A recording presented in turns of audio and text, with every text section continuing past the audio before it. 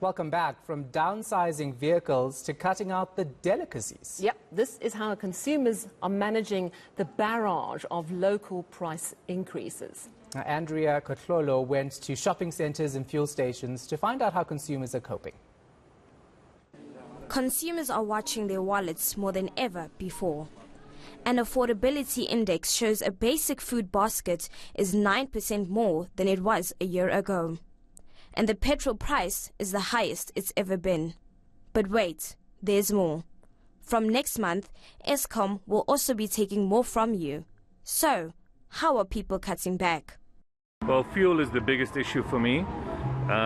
So I drive a fuel guzzler. It's a Jeep Wrangler.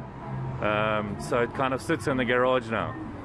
It's too expensive to be able to drive it around. I've sort of reduced on insurance and alcohol. So the rest we're still consuming and buying. We can't stop buying petrol, unfortunately.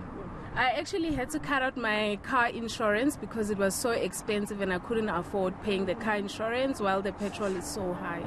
Major retailers say they can see the struggle on the shop floors. People have also got certain budgets for fuel.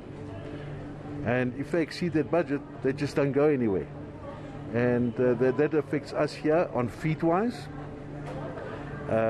And